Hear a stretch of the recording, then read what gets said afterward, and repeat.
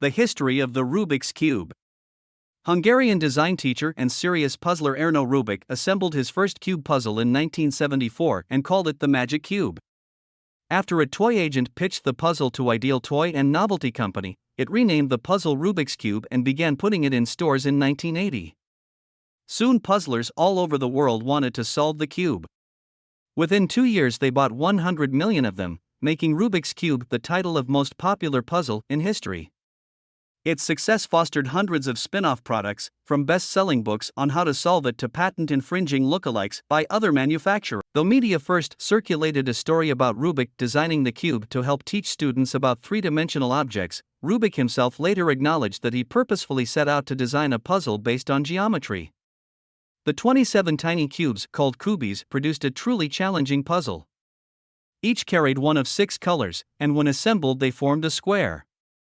Rubik's challenge was figuring a way to allow the kubies to slide and rotate alongside one another while holding together as a unit.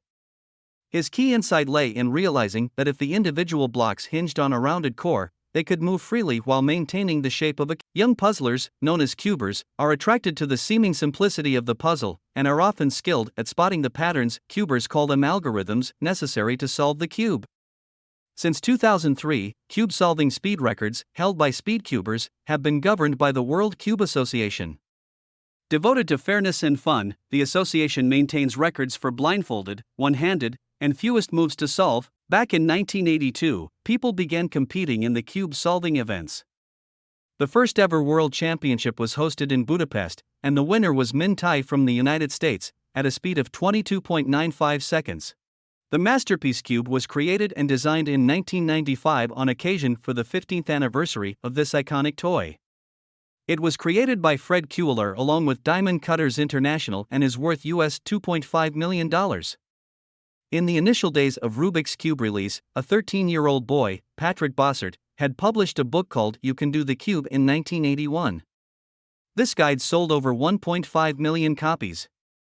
In fact, it had become a universal seller and is still available for purchase. The Rubik's Cube was the best-selling toy in Walmart back in 2015 with over $111 million retail sales.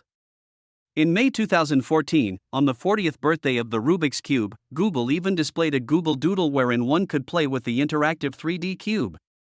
Back when the Rubik's Cube was first introduced in the market in 1974, it was termed as the Magic Cube or Buvós Kaka in Hungarian. In order to overcome the international patent challenges that had arisen in Hungary, the Ideal Toy Corporation, which had bought the rights to this puzzle, changed the name to Rubik's Cube in 1980.